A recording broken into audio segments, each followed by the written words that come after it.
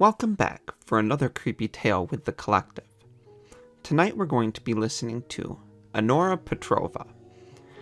This is one of those creepypastas where it's like an email or a video or whatever, in this case an email, where it's supposed to be real. Is it real? Is it not real? Did this really happen? Did this not really happen? If you've not subscribed to our channel, please do so. Like this video, turn on your notifications so you don't miss anything that we may release.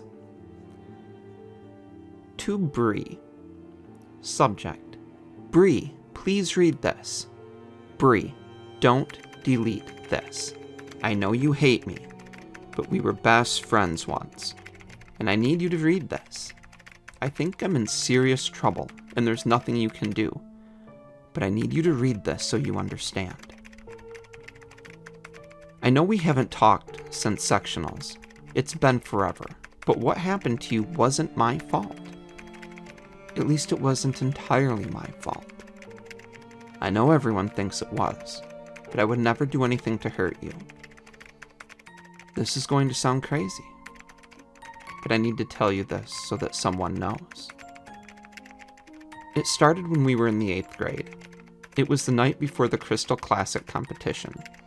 I was at home, and I couldn't sleep because I was so nervous about competing. Well, I got on the computer, just sort of surfing the web and stuff, but I couldn't concentrate on anything. I was just sitting there. So I Googled myself. I never should have done that, Bree.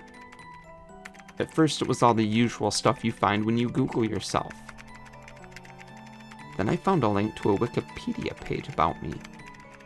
I thought our club or my dad made it or something. There wasn't much there, just some basic facts about skating, what city I lived in. But the thing that got me was that it said I won that year's Crystal Classic. I laughed. I thought for sure someone just did it to encourage me. I confronted my dad about it, but he denied it. When I won the competition the next day, I was so happy. That was the first competition I had ever won, and it felt so good. Remember how hard I worked after that?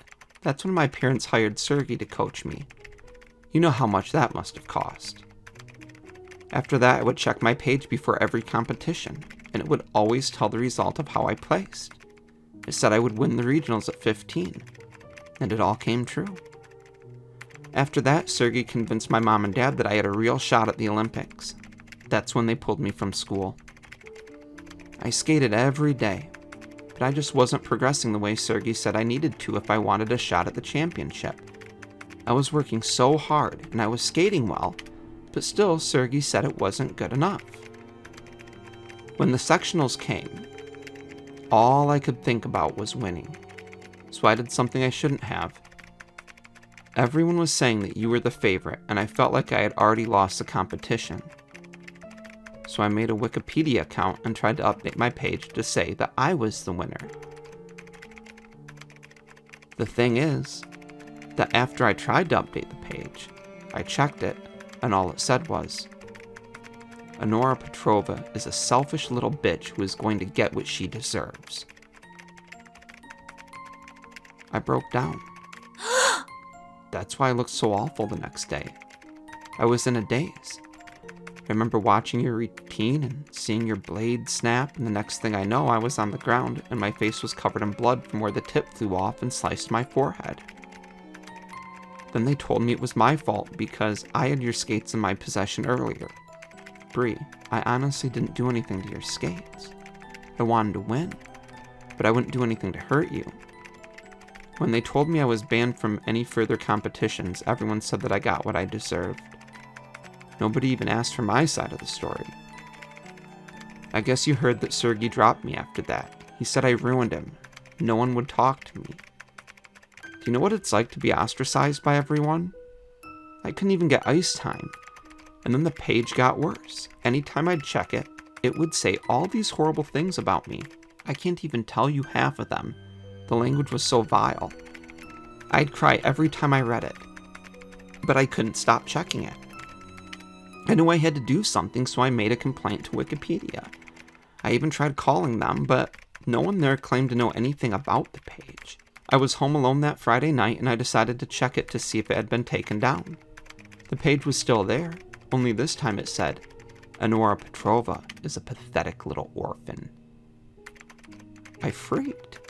I kept calling my parents to warn them, but every time I'd call, all I would hear was this horrible laughter on the other end.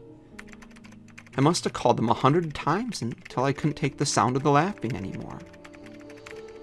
After the accident, the police gave me their phones, and there wasn't any record of my calls that night. I was so devastated.